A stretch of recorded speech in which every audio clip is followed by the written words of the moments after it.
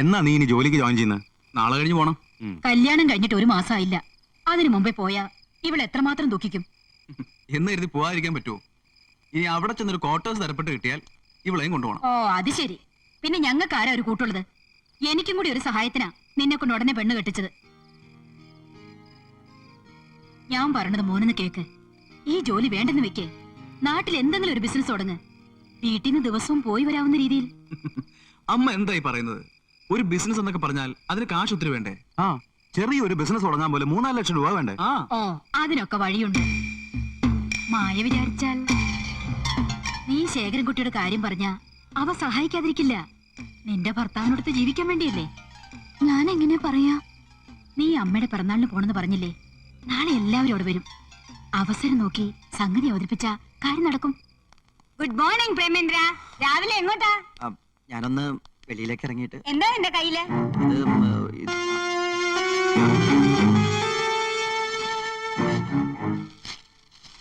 Hi, സെറ്റും കൊണ്ടും കൊള്ളാലോ, നന്നായിരിക്കുന്നു.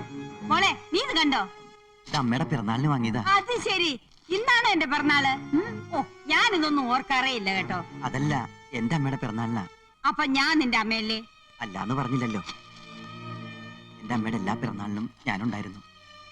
നീ ജനിക്കുന്നതിന് മുമ്പേ നിന്റെ അമ്മയ്ക്ക് പിറന്നാളുണ്ടായിരുന്നില്ലേ? ഓരോരോ ദുശീലങ്ങളെ. പെങ്ങളുടെ കല്യാണത്തിനേ പോയില്ല, പിന്നെയല്ലേ പിറന്നാള്. നീ ഇപ്പൊ നിന്റെ വീട്ടിൽ കയറി ചെന്നാലേ നിന്റെ ഭാര്യയ്ക്കാ കുറച്ചില്. ആണായാലേ കുറച്ച് വാശിയും വൈരാഗ്യവും ഒക്കെ വേണം. അങ്ങനെ പെട്ടെന്ന് തോറ്റൊന്നും കൊടുക്കരുത്. അമ്മ പറയുന്നതിലും കാര്യമുണ്ട്. നമുക്ക് നല്ലതിനെ അമ്മ പറയൂ. പ്രേമത്തിന് പോവണ്ട. കൊള്ളാം, നന്നായിരിക്കുന്നു. ഞാൻ എടുത്തോളാം. മേലെ പൊന്മയിലാകാശം പൂപ്പന്തൽ കെട്ടുന്നു, താഴെ കാറ്റിൻ ചെല്ല കൈകൾ താളം കൊട്ടുന്നു. പിറന്നാൾ ദിനത്തിൽ ചൊരിയൂ മനസ്സുകളെ സുരലോക സ്നേഹാമൃതം, സ്നേഹാമൃതം. അല്ലീനം കൂടെ ഇല്ലിമുളം കൂടെ നമ്മുടെ ഈ വീട് കൈത്തിരിനാളം തൊഴുകൈ കൂപ്പും സ്വർഗം തറവാട്. മേലെ പൊന്മയിലാകാശം പൂപ്പന്തൽ കെട്ടും, താഴെ കാറ്റിൻ ചെല്ല കൈകൾ താളം കൊട്ടും. എന്തായത്? ഇവിടെ ഒരു അനക്കവും കാണുന്നില്ലല്ലോ. ഇവൾ ഇങ്ങനെയല്ലല്ലോ പറഞ്ഞത്. അമ്മയുടെ പിറന്നാൾ കേമമാണ്, വലിയ ആഘോഷമാണ്, പാട്ടാണ്, കൂത്താണ്. ഇതൊക്കെ തന്നെ ഇവൾ എന്നോടും പറഞ്ഞത്. മക്കളെല്ലാരും കൂടി എന്റെ പിറന്നാൾ ആഘോഷിക്കുമ്പോ എനിക്ക് വലിയ അഭിമാനവും സന്തോഷമായിരുന്നു. പക്ഷേ ഇന്നെന്റെ പ്രേമൻ എവിടെ? അവന്റെ മുഖമല്ലേ ഞാൻ ആദ്യമായിട്ട് കണ്ടത്. അവൻ എന്നെ മറന്നില്ലേ? ഇല്ല, മറന്നിട്ടില്ല. മറന്നത് ഞാനാ. വരുന്ന വഴിക്ക് ഞാൻ പ്രേമേന്ദ്രനെ കണ്ടിരുന്നു. എന്തോ ഒരു ബിസിനസ് കാര്യത്തിന് അത്യാവശ്യമായിട്ട് പോവുകയാണെന്ന് പറഞ്ഞു. അമ്മയ്ക്ക് തരാനായി ഒരു പിറന്നാൾ സമ്മാനം എന്നെ ഏൽപ്പിക്കുകയും ചെയ്തു. അത് ഞാൻ ഇത് നമ്മൾ കൊടുക്കുന്നതിൽ എന്താ തെറ്റ്? പ്രേമേന്ദ്രനെ ഏൽപ്പിച്ചതല്ലേ? അതെ.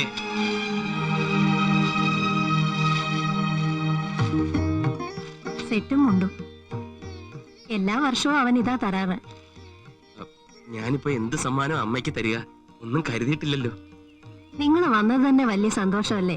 ഈ അമ്മയുടെ പിറന്നാൾ ഓർത്തല്ലോ, അത് മതി. ഏതായാലും മക്കളോടും മരുമക്കളോടും ഒന്നിച്ച് പിറന്നാളും കൊണ്ടാടി ഒരു 100 ആയുസ്സ് അമ്മ ജീവിച്ചിരിക്കട്ടെ. എന്താ എല്ലാരും നോക്കിയിരിക്കുന്നത്? ഇന്ന് ഉച്ചയ്ക്ക് ഒരു ഉഗ്രൻ സദ്യ ഒരുക്കണം. ആ പെണ്ണുങ്ങളെല്ലാം അടുക്കളോട്ട് ഇരുന്നേ. നീ എന്താ നോക്കിക്കുന്നത്? നീ പെണ്ണല്ലേ? ചെല്ലടി വന്നേ. അതെ, മറ്റേ കാര്യം ചോദിക്കണ്ടേ? എങ്ങനെ ചോദിക്കാം? എനിക്ക് വിഷമോ? അല്ല, നിനക്ക് ബുദ്ധിമുട്ടാണെങ്കിൽ വേണ്ട, ചോദിക്കണ്ട.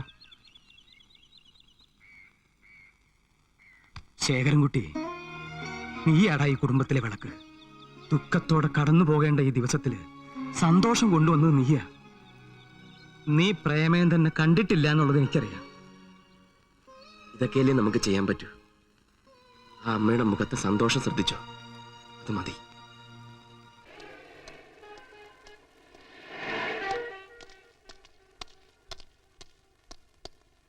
മിസ്റ്റർ പ്രേമേന്ദ്രൻ, ഇത് പതിവ് പ്രോഗ്രാം ആണോ അതോ കുറ്റബോധം കൊണ്ടാണോ? എനിക്ക് അല്പം സംസാരിക്കാനുണ്ട്. വരൂ. സമ്മതിച്ചു തന്നിരിക്കുന്നു. തന്നെ ഇത്രയും കഠിന ഹൃദയനാക്കാൻ സഹായിച്ച തന്റെ ഭാര്യയും അമ്മായിയമ്മയും. ഒരു കാര്യം ഓർത്തോ, അമ്മയോളം വരില്ല അമ്മായിയമ്മ.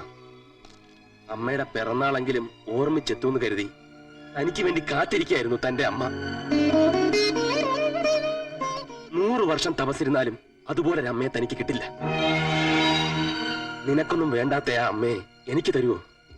എന്ത് വില വേണമെങ്കിലും തരാം, എത്ര വേണമെങ്കിലും ചോദിച്ചു. പിന്നീട് ഒരിക്കലും അവകാശം പറഞ്ഞോണ്ട് വന്നേക്കരുത്. തരില്ല ഞാൻ, ഒന്ന് കാണാൻ പോലും. ബന്ധത്തിന്റെയും സ്വന്തത്തിന്റെയും വില ദിവസങ്ങൾ കൊണ്ട് മറന്ന താൻ നന്നാവില്ല. ആ അമ്മ ഉള്ളുരുകി തന്നെ ഒന്ന് ശപിച്ചാൽ ആ ശാപം ഒരു കാലത്തും തന്നെ വിട്ടുപോകില്ല, താൻ മരിച്ചാലും.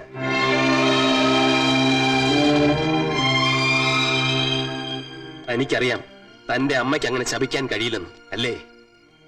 ആ മനസ്സ് മുഴുവൻ സ്നേഹമാണോ, മക്കളോടുള്ള സ്നേഹം.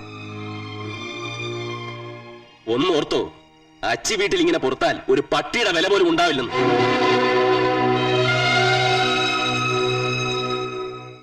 വീട്ടിൽ ചെന്ന് 3-4 ദിവസം നിന്റെ തള്ളരെ കൂടെ പെറ്റു കിടന്നപ്പോ നിനക്ക് ആ കാശിന്റെ കാര്യം ചോദിച്ചാൽ എന്തായിരുന്നു? ഞാൻ അന്ന് രഘുവേട്ടനോട് പറഞ്ഞതാ എനിക്കതിന് കഴിയില്ല എന്ന്.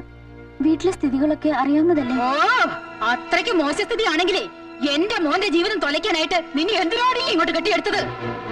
ആ, നിന്റെ ചേച്ചിയെ കെട്ടിയവൻ വലിയ കോടീശ്വരനല്ലേ? അയാളോട് ചോദിച്ചാ നിനക്ക് എത്ര വേണമെങ്കിലും കിട്ടുമെന്നാ പലരും പറഞ്ഞ കേട്ടത്. അയാളെ നിന്റെ വീട്ടിൽ വന്ന് കെട്ടിയതേ ചേട്ടത്തെ അനിത്യം കണ്ടിട്ടാണെന്നോ അറിയാം. അനാവശ്യം പറയരുത്. എന്റെ ഭർത്താവിന്റെ അമ്മ ആയതുകൊണ്ടാ ഞാൻ മറുത്തു പറയാത്തത്. എന്റെ വീട്ടിൽ നിന്ന് ഒരു ചില്ലി കാശിന് കിട്ടാൻ പോകുന്നില്ല. നിങ്ങൾക്ക് എന്നെ വേണമെങ്കിൽ എന്റെ വീട്ടിൽ കൊണ്ടാക്കുക. അയ്യടി, നിന്നെ കാർ പിടിച്ച് കൊണ്ടുവരാനും കൊണ്ടുവിടാനും ഇവിടെ ആരുമില്ല. ഇഷ്ടമില്ലെങ്കിൽ ഇറങ്ങി പോടി. ആ, ഞാൻ പോവാ. ഇനി രഘുവേട്ടൻ വന്നിട്ട് ബാക്കി കാര്യങ്ങൾ തീരുമാനിക്കാം. എന്ത് തീരുമാനിക്കാൻ? നീ ഇന്ന് തന്നെ മടങ്ങിപ്പോണം. വഴക്കും കൂടി വന്ന നിന്നെ സ്നേഹത്തിന്റെ പേര് ഞാൻ ഇവിടെ പിടിച്ചു നിർത്തിയ നിന്റെ ജീവിതമാ ചാറുമാറാകുന്നത്. അപ്പൊ ഞാൻ ആ തള്ളയുടെ പോരും സഹിച്ച് ആ വീട്ടിൽ തന്നെ കഴിയണമെന്നാണോ? എന്നല്ല മോളെ, പെട്ടെന്നുള്ള ദേഷ്യത്തിന് എടുത്തു ചാടരുത്. ഞാൻ ശേഖരൻകുട്ടിയോടൊന്ന് സംസാരിച്ച് നോക്കട്ടെ. ശേഖരേട്ടനോടൊന്നും പറയണ്ട. അവര് ശേഖരേട്ടനെ പറ്റി വരെ അനാവശ്യം പറഞ്ഞു. സ്ത്രീക്ക് ഭൂമിയോളം ക്ഷമ വേണം, സഹനശക്തി വേണം. മോള് തിരിച്ചു ചെല്ലേ. അമ്മ എന്തെങ്കിലും ഒരു വഴി കാണാം. എന്ത് വഴി? ഒന്നുമില്ല. അവർ ചോദിക്കണ കാശ് കൊടുക്കണം, അല്ലെങ്കിൽ ആ പെങ്കൊച്ചിന് അവിടെ ഒരു സ്വൈര്യം ഉണ്ടാവില്ല. അമ്മ വന്ന് വിവരം പറയുമ്പോ ആ കണ്ണ് നിറഞ്ഞിരുന്നു. നിന്നോട് ചോദിക്കാതെ തീരുമാനിച്ചതായി വിചാരിക്കണ്ട. ഇത് 3 ലക്ഷം രൂപയുണ്ട്. നീ തന്നെ നിന്റെ അനിയത്തിയുടെ കാര്യം ഒത്തുതീർപ്പാക്കണം. ഇത് ഒത്തുതീർപ്പല്ല, ഒത്തുനിന്ന് പണം തട്ടിയെടുക്കാൻ നോക്കുന്നതാ. ഞാൻ അന്നേ പറഞ്ഞില്ലേ ഇങ്ങനെയൊക്കെ സംഭവിക്കുന്നു. അന്ന് ആന്റി പറഞ്ഞതൊക്കെ ശരിയാണെന്ന് എനിക്കിപ്പോ തോന്നുന്നു. ഇപ്പോഴും തോന്നലേ ഉള്ളൂ, വിശ്വാസമായില്ല അല്ലേ? പ്രഭാവതി രൂപയെന്ന് ആർക്കും കൊടുക്കണ്ട. ശേഖരൻകുട്ടി ചോദിച്ചാലേ കൊടുത്തു എന്ന് പറഞ്ഞാൽ മതി. കുട്ടിക്ക് നല്ലതിന് വേണ്ടിയാ ഞാൻ പറയുന്നത്. ശേഖരൻകുട്ടിയുടെ കാര്യത്തിലെ പ്രഭ കുറച്ചുകൂടെ പ്രാക്ടിക്കൽ ആവണം. എന്റെ മോള് രേണുവിനെ കണ്ട് പഠിക്കണം. നാട്ടുകാരും വീട്ടുകാരും ഒക്കെ പറയും പ്രേമേന്ദ്രൻ ഭാര്യയുടെയും ഭാര്യയുടെ വീട്ടുകാരുടെയും കൺട്രോളിലാണെന്ന്. ശരിയാ, ഒരു പരിധി വരെ. അതുകൊണ്ട് എന്താ, അവർക്കൊരു ലൈഫ് ഉണ്ടായി. ഇല്ലെങ്കിൽ സ്റ്റുഡിയോയിൽ നടത്തി ആ വീട്ടുകാരുടെ പിന്നാലെ അവൻ നടന്നേനെ. കൂടുതൽ സംസാരിച്ചിരിക്കാൻ എനിക്ക് സമയമില്ല. എന്റെ മോൻ മോഹന്റെ കല്യാണം ഉറപ്പിച്ചു. ഒരു കോടീശ്വരിയെ തന്നെയാ അവന് ഞാൻ ആലോചിച്ചിരിക്കുന്നത്. ക്ഷണിക്കാനായിട്ട് ഞാൻ അങ്ങോട്ട് വരുന്നുണ്ട്. അപ്പോ ഡീറ്റെയിൽ ആയിട്ട് സംസാരിക്കാം. പിന്നെ പണം കയ്യിൽ വെച്ച് കളയണ്ട, എന്നെ ഏൽപ്പിച്ചാ മതി. 1 വർഷം കൊണ്ട് ഡബിൾ ആക്കി ഞാൻ തിരിച്ചു തരാം. എന്തിനാ പ്രേമന്റെ കാര്യങ്ങളൊക്കെ ഫോണിലൂടെ പറയുന്നത്? അവൾ അത് അറിഞ്ഞു പ്രവർത്തിക്കട്ടെടി. പ്രേമേന്ദ്രനെ ഇവിടെ കൂട്ടിലിട്ടതുപോലെ വളർത്തിയിരിക്കുന്നത് നമ്മുടെ മിടുക്ക. ഇന്ന് അവൻ അമ്മയില്ല, ബന്ധുക്കളില്ല. എല്ലാരെയും തെറ്റിപ്പിരിച്ചെടുക്കാൻ ഞാൻ എന്ത് പാടുപെട്ടെന്നറിയാമോ? അതിരിക്കട്ടെ, പ്രേമന്റെ വീട്ടുകാരെ ക്ഷണിക്കണ്ടമ്മേ. ആ ദരിദ്രവാസികൾ വരണ്ട. വന്നാലേ വീണ്ടും പ്രേമേന്ദ്രന്റെ മനസ്സ് മാറിയാലോ? വേണമെങ്കിലേ അവന്റെ മൂത്ത പെങ്ങളുടെ വീട്ടിലേക്ക് ഒരു ക്ഷണക്കത്ത് അയച്ചേക്ക്. വന്നാ വരട്ടെ. നമ്മൾ മനഃപൂർവ്വം വിളിക്കാതിരിക്കുകയാണെന്ന് ഇതോടെ ടീച്ചർക്ക് മനസ്സിലാവും.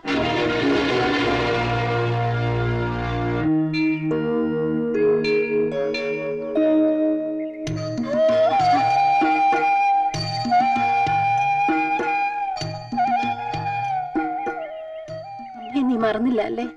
മാപ്പ് അപേക്ഷിക്കാനുള്ള അർഹത പോലും ഇല്ലെന്ന് എനിക്കറിയാം. അങ്ങനെയൊന്നും പറയരുത് മോനെ. കഴുത്തിലൊരു തൊടലിട്ട് പൂട്ടിയിട്ടില്ലെന്ന് മാത്രം. അവരുടെ പിന്നാലെ ആ കോലത്തിലാ. എല്ലാം അവസാനിപ്പിച്ചു പോന്നാലോന്ന് വരെ ഞാൻ ആലോചിച്ചു. നിന്റെ ഭാര്യയെ വിഷമിപ്പിക്കുന്ന കാര്യങ്ങളൊന്നും എന്റെ മോൻ ചെയ്യണ്ട. നീ വീട്ടിലേക്ക് വാ. വേണ്ട.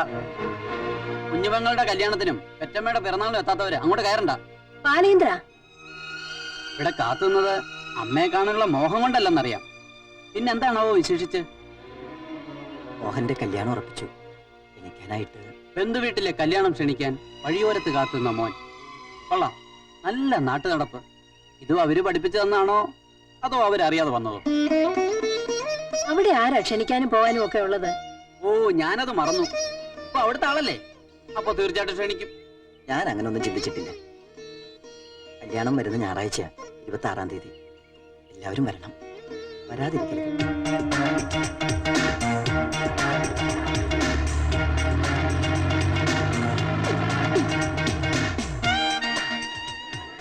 വരണം. Wish you a long and happy married life. മനസ്സിലായില്ലേ? ഇത് ശേരൻകുട്ടി, നാഷണൽ എക്സ്പോർട്ടിന്റെ എംഡിയാ. പ്രേമേന്ദ്രന്റെ ബ്രദറിലെയാണ്. നമസ്കാരം. രേണുവിന്റെ ഹസ്ബൻഡ് ചെയ്യുന്നു, ഫോട്ടോഗ്രാഫറാ. അതെ അതെ, സിനിമയിലെ വലിയ ഫോട്ടോഗ്രാഫറാ. ശാലം, പ്രേമേന്ദ്രന്റെ അമ്മയും കുട്ടിയൊക്കെ വന്നിട്ടുണ്ട്. ഗോപാല, ഇന്നേറ്റിയാത്ത പലരും കേറി വരും. നോക്കിയും കണ്ടു വേണം അകത്ത് വിടാൻ കേട്ടോ.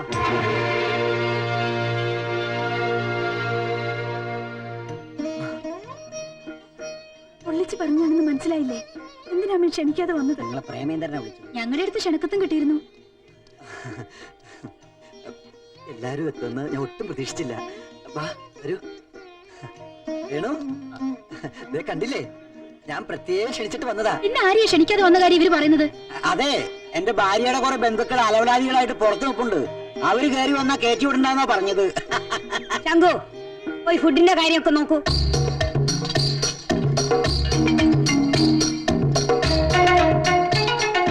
ഇത് കണ്ടിട്ട് എനിക്ക് മണ്ണിരേ ഓർമ്മ വരുന്നു. എനിക്ക് ഞാഞ്ഞൂല് പോലെ ഇരിക്കുന്നത്. ഇതിന്റെ പേരെന്താ? കൊള്ളാം. മുത്തശ്ശനും വന്നേ. അവസാനം കഴിച്ചാ മതി, വെറുതെ ആളുകളെ കൊണ്ട് അതും ഇതും പറയിപ്പിക്കാൻ.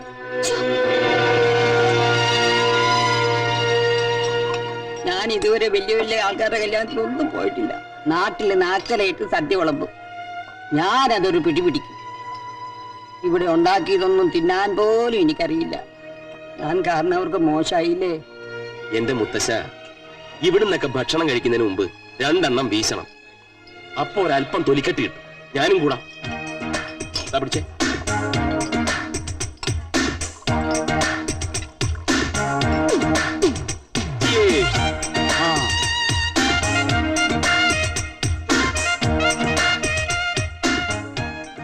Ladies and gentlemen, I am Sherankutty, managing director of national exports. കൂടുതൽ എന്ത് പറയാനാ, ഞാൻ 2 എണ്ണം വീശിയിട്ടുണ്ട്. ക്ഷമിക്കണം. നിങ്ങളോട് 2 വാക്ക് സംസാരിക്കാൻ വേണ്ടിയാ ഞാൻ സ്വയം പരിചയപ്പെടുത്തിയത്. ഇവിടെ പ്രേമേന്ദ്രന്റെ അമ്മായിയമ്മ. ഓ, എന്താ അവരുടെ പേര്? ഒരു വല്ലാത്ത വിശാലാക്ഷി. വിശാലം, മിസ്സസ് വിശാലം. ഓ, മിസ്സസ് വിശാലം. അവരിവിടെ പലരെയും പരിചയപ്പെടുത്തുന്നതും സ്വീകരിക്കുന്നതും കണ്ടു. പക്ഷെ മനഃപൂർവ്വം ഒരാളെ മറന്നു, എന്റെ അമ്മായിയമ്മേ. അപ്പൊ നിങ്ങൾ ചോദിക്കും, എന്റെ അമ്മായിയമ്മയെ ഇവിടെ പരിചയപ്പെടുത്തേണ്ട പ്രസക്തി എന്താണെന്ന്. ഈ പൊടി, എന്റെ അമ്മായിയമ്മ എന്ന് പറഞ്ഞത് നിന്റെ അമ്മയാ. നിന്റെ അമ്മയെ പരിചയപ്പെടുത്തുന്നത് എനിക്ക് അഭിമാനമാ, നാണക്കേടല്ല. ടീച്ചറമ്മ, ടീച്ചറമ്മ എവിടെ? ടീച്ചറമ്മോ, ടീച്ചറമ്മേ, ഇവിടെ ഇങ്ങോട്ടൊന്ന് വന്നേ.